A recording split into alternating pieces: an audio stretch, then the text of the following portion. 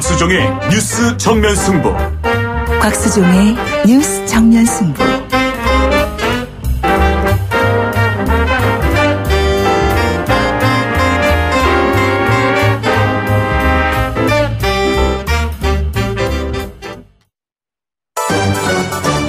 김작이 묻고 곽박이 경제로 답한다. 주파수 94.5 YTN 뉴스 FM 곽수종의 뉴스 정면 승부 3부 시작하겠습니다. 우리 김 작가가 3부를 열겠습니다. 네, 김 작가입니다. 미국이 발표한 환율 보고서에서 우리나라는 환율 조작국으로 지정되지 않았다고 하는데요. 네. 우리나라 경제에 급한 불은 껐다는 분석들이 많더라고요. 네. 환율 조작국으로 지정됐다면 우리나라 경제에 어떤 영향이 있는 건가요? 그 첫 번째 급한 불은 껐다라고 말을 했다고 한다는 것은 환율 조작을 했다는 것을 간접적으로 시인한 말이 돼요. 왜냐 그러면 조작하지 않았으면은 이게 만약에 환율은 어디서 결정이 되느냐? 환율 시장에서 결정이 되죠. 환율 시장에서 어떻게 결정이 되느냐? 달러가 얼마나 많이 들어와 있고 우리나라 돈이 상대적으로 얼마나 많이 부족하느냐. 이제 여기에 따라서 미국 돈과 우리나라의 돈 가치가 결정되거든요. 우리가 미국에 돈을 수출을 많이 해서 돈을 많이 벌어왔어요. 그럼 우리가 달러를 많이 가지고 있죠. 그러면 상대적으로 우리 경제가 좋다는 거잖아요. 우리 경제가 좋으면 우리나라의 돈 가치는 많아야 되겠죠. 그러면 1달러에 1,000원보다는 1달러에 500원 하는 게 우리나라 돈 가치가 있는 거죠. 그렇죠. 그러니까 환율이 떨어져야지만 우리나라의 돈 가치가 더 강한 거고 환율이 올라가면은 우리 돈 가치가 없다는 거 아니겠어요? 그러면 환율이 떨어지면 1달러에 500원 한다 그러면 우리가 미국 물건을 많이 살까요? 아니면은 미국 사람들이 우리나라 물건을 많이 살까요? 미국 사람들이 우리나라 물건을 많이 못 사고 우리나라 사람들이 미국 물건을 많이 사겠죠. 1달러에 1,000원 하다가 1달러에 500원 하니까 이제 500원만 주면 1달러를 가져오잖아요. 그게 맞는 건데 만약에 우리나라 정부가 한국은행이 중간에 끼어들어서 시장에서는 1달러에 500원으로 거래돼야 되는 게 맞는데 1달러에 900원으로 거래되고 있다. 그러면 조작한 거잖아요. 그러면 우리가 수출을 더 많이 하기 위해서 환율을 조작한 거잖아요. 그러면 미국 사람들이 볼 때 형평에 맞지 않죠. 그럴 경우에 조작했다 그래요. 그러면 어떻게 하느냐. 상계 관세를 매겨버려요. 우리나라에서 수입해오는 많은 상품을 놓고 상대적으로 싸게 들어오잖아요. 그죠? 1달러에 1,100원을 가져오잖아요. 원래는 1달러에 500원이어야 되는데. 그래서 거기에 맞는 세금을 600원을 때려버려요. 그걸 상계 관세라 그러고 영어로는 카운터베일링 타리프라 그러거든요. 근데 이번에 조작국을 면했다. 재무부에서 지정을 하거든요. 의회하고. 그 말은 우리가 제대로 된 환율을 가지고 있지 않다는 말을 시인하는 게 되기 때문에 정부 관계자와 시장에서는 이런 말도 조심해서 해야 된다. 이렇게 말씀드릴게요. 지금 여러분께서는 경제학자 곽수종 교수가 진행하는 YTN 뉴스 FM 곽수종의 뉴스 정면 승부를 듣고 계십니다.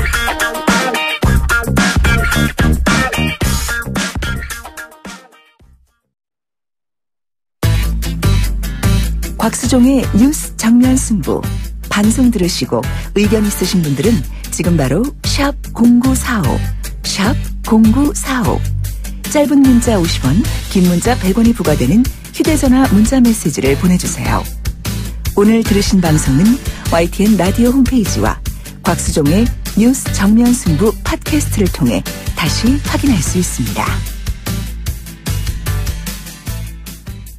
네, 앞에서 이상민 의원과 인터뷰를 하면서 박근혜 전 대통령께서 구치소에서 여러 가지 이야기들이 지금 나오고 있는 것은 옥중 정치하고 있는 거 아니냐 이런 이야기도 나눠봤고요.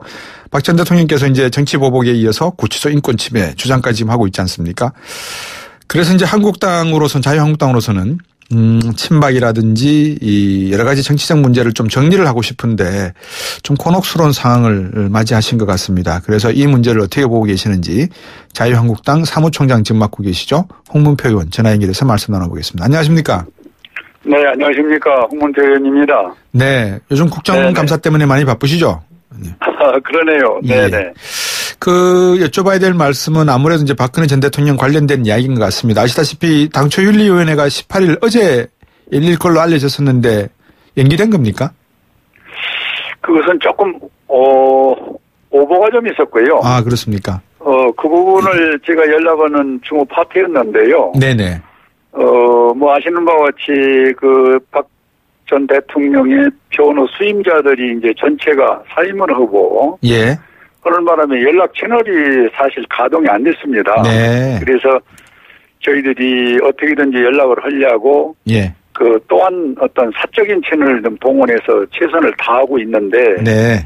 이 시간까지 그 답신이 오질 않고 있어요. 예. 그래서 이제 불가피 이번 주 안에는 이 문제를 결정하지 않으면 안 되는 또 당내 여러 가지 상황들이 있어서 네.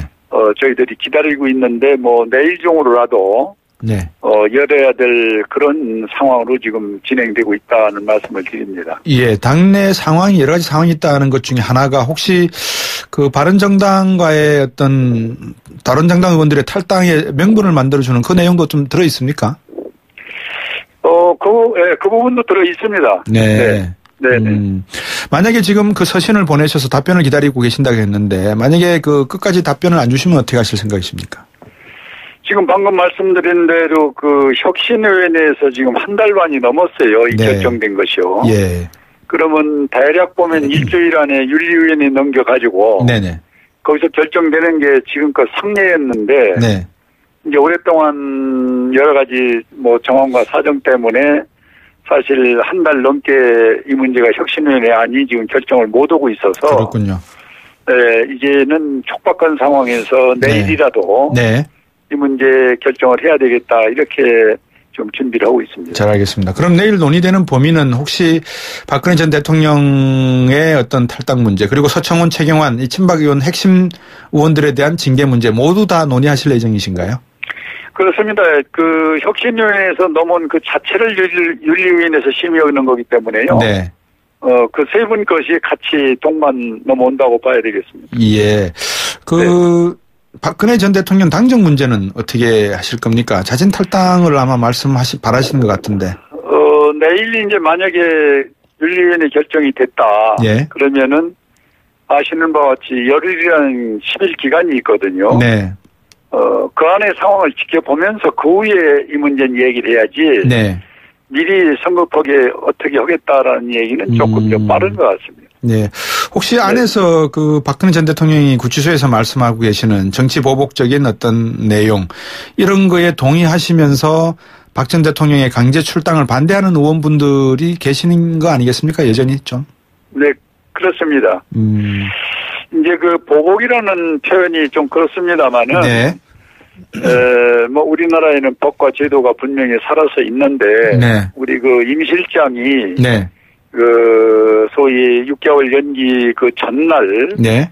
갑자기 세월호 그 30분 관계를 들고 나와서 임종석 실장을 말씀하시는 거죠? 그렇습니다. 비서실장. 예. 마침 그 재판 판결이 결정 난 것처럼 그렇게 아주 기정사실로 해버리니까 예. 이런 거는 하나의 정치적 의미를 두고 네. 이거는 보복이라는 차원으로 볼 수밖에 없다라는 것이 예. 저희 당의 일견이었습니다. 예. 예, 그래서 이제 그런 부분을 지금 그렇게 또 질문하시는 것 같은데요. 네네. 저희들은 그렇게 표현할 수밖에 없고. 네. 또 뭐 이제 전 대통령이 또 여러 가지 장문의 그 소견을 말씀했지 않습니까? 네네. 그 중에 뭐 이제 뭐 억울하다는 표현도 들어 있고. 예. 또 자기가 뭐 신뢰를 못했던 부분이 얘기도 있고 이래서 저희들은 그 부분에 대해서 종합적으로 그 어떤 하나하나를 이렇게 뭐 평가를 한다든지 네. 그렇게 하기가 또 어떤 부분은 애매모호한 부분이 솔직히 있습니다. 네. 그래서 네. 정치 보복 차원에서 임 실장이 그런 것을 안 했다면은 네. 조금 오해를 덜 할 텐데 예. 그렇게 마치 재판이 다 끝나서 발표하는 것 같이 해버리니까. 예. 이 나라엔 법도 없고 제도도 없느냐 하는 그런 많은 오해를 사는 것이죠. 예. 네네. 그 앞에서 그런 말씀 주셨습니다. 박 전 대통령하고 지금 어떤 의견 교환을 하고 계신다 이런 말씀을 주셨는데 혹시 중간에 이렇게 연락을 담당하고 계시는 분들이 유영하 변호사나 또 다른 분들이 계시는 겁니까? 어떻게 접촉을 하고 계십니까? 그분들에게 처음에는 집중적으로 했습니다. 거기다 예. 또 7분이 그 변론을 맡았던 분들도 계셨지 않습니까? 네네. 그런데 그 채널이 지금 전혀 뭐 가동이 안 되고 있어요. 예. 그래서 이제 사적으로 혹시 좀 연락이 될 수 있는 분들이 저희 나름대로 이렇게 체크한 분들이 계시거든요. 예. 그분들까지도 동원을 해서 좀 연락을 드리고 있는 그런 상황입니다. 사무총장님, 저는 네. 이 여러 가지 이미 역사는 if라고 하지 않습니까? 만약에라는 문제를 네네. 많이 이야기하지 않습니까? 박근혜 전 대통령께서 이 정부에 계실 때, 청와대에 계실 때 지금 받는 검찰 조사라든지 아니면 피의자 신분에 있어서의 어떤 법정 출두와 보다도 더 짧게 국민들과 소통하고 내용을 좀 더 적극적으로 밝히시려고 하셨다면 탄핵까지 갔을까 하는 생각을 해봅니다. 가끔 가다가. 네네. 그러면 우리 정치가 이렇게까지 피폐해질 수 있을까라는 그런 생각도 드는데 그 문제에 대해서는 어떻게 보십니까? 작게 가정이나 예. 우리 조그만 사회단체나 국가도 지금 지적하신 대로요. 네. 서로가 문제가 있으면 그날 풀면 그 이튿날 그래도 새로운 것을 서로 볼 수가 있는데 네. 이 소통이라는 부분이 그렇게 참 한 번 엉키고 잘못되면은 네. 가정도 그렇지만 지금 지적하신 대로 국가도 네. 오늘의 이런 상황이 오는 걸 보고 네. 이 소통이 참 중요하구나 하는 거를 이번 계기에 저희들도 다시 한번 배우게 됐다는 말씀을 드립니다. 예, 잘 아시겠지만 지금 문재인 대통령께서 하고 계시는 이 소통의 이 언어와 그리고 몸짓은 박근혜 전 대통령께서도 충분히 할 수 있는 그런 내용이었거든요, 사실은. 그래서 조금 안타깝다는 생각이 있는데 앞에서도 제가 여쭤봤습니다만 다시 본래로 돌아와서 이 바른정당과의 통합 문제를 좀 여쭙고 싶습니다. 어느 정도까지 이야기가 되고 있습니까? 이제 그 말씀 드리기 전에 우리 박근혜 전 대통령의 소통은 사실은 네. 맥힌 곳이 많이 있었다 이렇게 저도 나름대로 보고 싶고요. 예. 우리 문재인 지금 대통령이 하시는 것은 이 보여주기 갖고 소통이라고 봐서는 안 됩니다. 이거는 예. 일방적인 지금 소통이지. 예. 지난번 추석 민심에서 저희들도 파악한 것도 당 나름대로 여러 가지 체크해 갖고 있는데. 알고 있습니다. 거의 일반 통행입니다. 일방 통행. 예. 그래서 저는 그 부분은 좀 아쉽다 생각드리고요. 예. 지금 질문하신. 예. 바른정당과의 통합. 예, 바른정당과의 통합 관계는. 네. 저희들은 사실 한국당에서 3명의 통추위원을 발표를 했거든요. 예. 그랬는데 이제 그걸 받아서 바른정당에서 3분만 임명을 해주시면은. 네. 이제 곧바로 탄력이 붙어서 내부적인 회의로 들어갈 텐데. 네. 이제 그 부분이 지금, 조금 흔들리고 있죠. 네. 바른정당에서. 예. 그래서 바른정당에서 나름대로 이 부분도 큰 가닥을 잡고 잘 해주지 않겠는가. 예. 이렇게 기대를 가지고 있습니다. 오늘 온라인 뉴스를 보니까 김무성 의원하고 유승민 의원이 아마 여러 가지 이야기를 나눈 것 같은데 서로 갈 길이 다른 것 같아요. 어떻게 보십니까? 이 두 분의 어떤 입장에 대해서는. 대한민국 큰 보수 차원에서는 그분들이 갈 길이 달라서는 저는 안 된다고 보고요. 예. 개인적인 사고는 조금씩 다를 수 있지만은. 네. 국가라는 차원에서 정치하는 사람이 개인적인 걸 너무 고집하다 보면 국가의 어떤 큰 걸 못 볼 수 있는 것이 바로 난 그 두 분이 지금 상황이 아닌가. 예. 그래서 이제 다행스럽게 저는 조금 기간이 사실은 국정감사 기간이 바로 물밑에서 그런 걸 조율을 할 수 있는 기간도 된다고 봅니다. 예. 그래서 두 분이 타당이기 때문에 제가 이래라저래 못 오지면은. 네. 가능하면은 대한민국 보수 대결집. 네. 이런 큰 차원에서. 네. 좀 물밑에서 잘 성사되길 바라는데 그게 네. 이제 안 됐을 때 상황이 참 우리가 아쉬움을 갖고 있는 거 아니겠습니까? 그렇죠. 예, 그런 상황에서 지금 저희들도 예의 주시하면서 네. 바라볼 수밖에 없는 그런 상황입니다. 그렇군요. 물밑에서 상당한 이야기들이 오갈 걸로 충분히 예측 가능한데 지금 유승민 의원이 보니까 이 중도보수 신당을 구상을 밝혔단 말입니다. 네네. 오히려 자유한국당에 들어가기보다는 자유한국당에 내에서 양심적이고 중도적인 성향의 보수분들이 오히려 나오셔서 바른정당과 국민의당 이렇게 한번 합쳐보자 이런 말씀이 하시는 것 같은데 어떻게 보십니까 이 부분은? 글쎄 개인적인 정치 이념이야 얼마든지 구상할 수가 있는데요. 네. 이제 결론은 우리 야당 대보수 통합이라는 큰 우리가 그림은 네. 문재인 정부의 독선과 독주 그리고 안보와 경제 불안에 대해서 네. 지금 그걸 막을 수 있는 세력이 하나로 뭉치지 않으면은 예. 저는 과거 역대 어느 정권보다도 문재인 정권이 더 어려움을 또 그 어려움은 국민에게 가는 것이고 예. 그런 차원에서 본다면은 지금 야당이라는 걸 쪼개갖고는 안 됩니다. 예. 어떤 상황이라도 좀 참고 예. 큰 차원에서 대동단결하는 모습으로 가주는 것이 저는 야당의 지도자로서 또 대한민국 지도자로 클 수 있지. 네.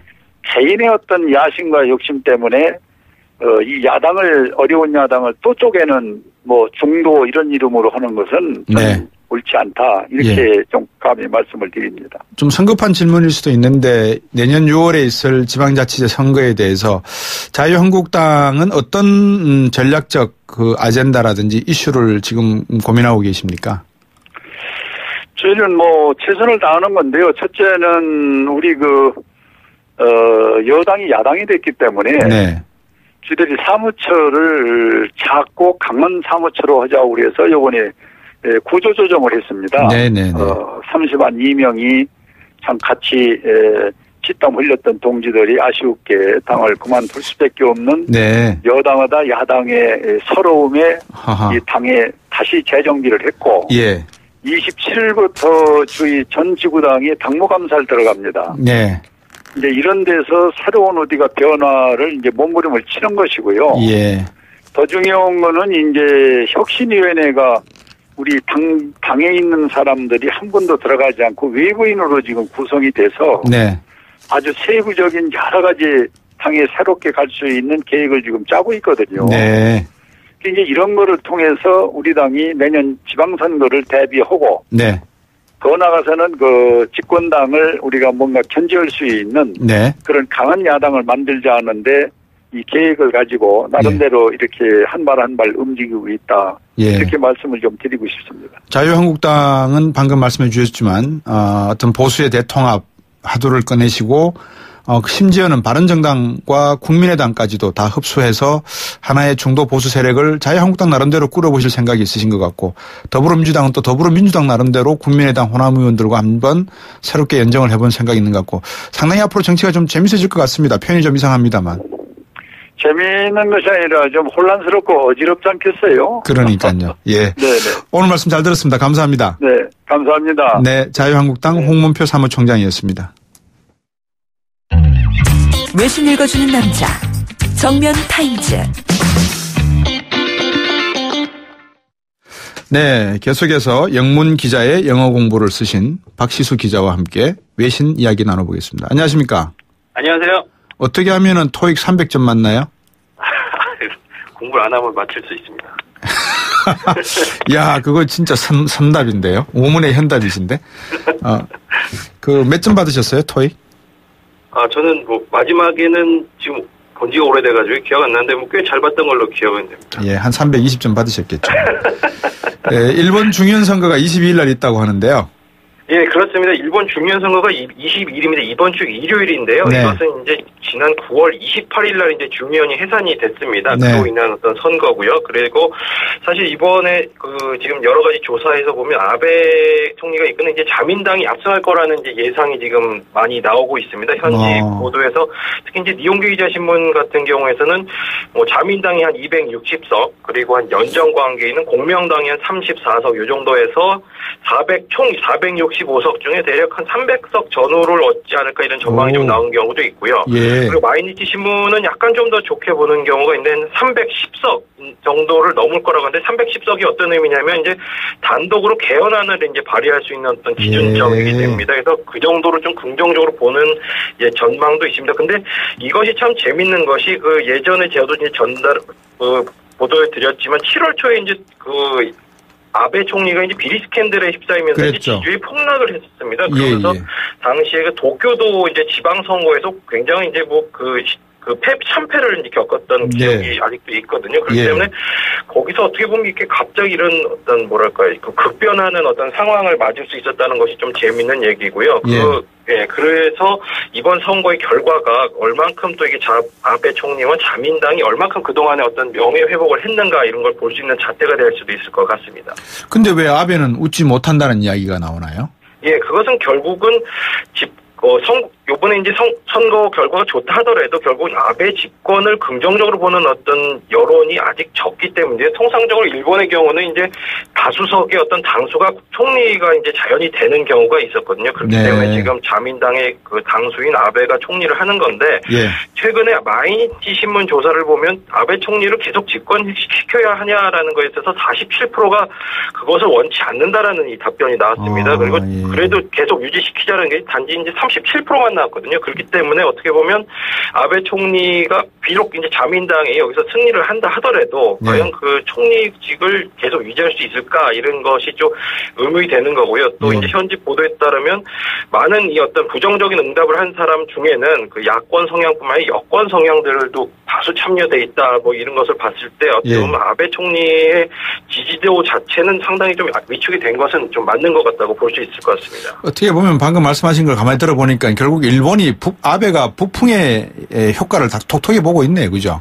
예, 그렇습니다. 말씀하신 대로 갑자기 이랬던 7월에 어떤 참패를 겪고 나서 지금 와서 다시 이런 어떤 긍정적인 반응을 받는 거에 어떤 한 이유는 북한 이슈를 또 따를 수 있는데요. 그것이 여러분, 청취자께서도 많이 보셨겠지만 네. 최근에 이제 북한이 미사일을 발사하는 핵실험하면 굉장히 일본이 단호하게 나오는 모습을 볼 수 있었습니다. 그 어떤 미국과의 공조라든지 그 대응도 굉장히 신속했고요. 그렇죠. 그것이 어떻게 보면 국내적으로 주는 메시지가 굉장히 어떤 안보에 있어서 아베 총리와 집권당이 굉장히 어떤 잘 코디네이션이 되고 있다라는 어떤 메시지를 줬던 것 같고요. 그것이 네. 실제로 현지 분석에서도 어떤 아베 총리라든지 이런 자민당이 그 지지 세력을 다시 집권시키는데 좋은 긍정적 역할을 했다라는 어떤 이런 분석도 있습니다. 그래서 최근에 이 보도를 보면 어떤 아베 총리가 어떤 이런 것을 의식한 듯한 발언이 또 한 게 있었는데요. 최근에 어떤 북한의 핵보유국 인정 발언이 하나 또 있었습니다. 네. 지난 8일에 했던 기자회견에서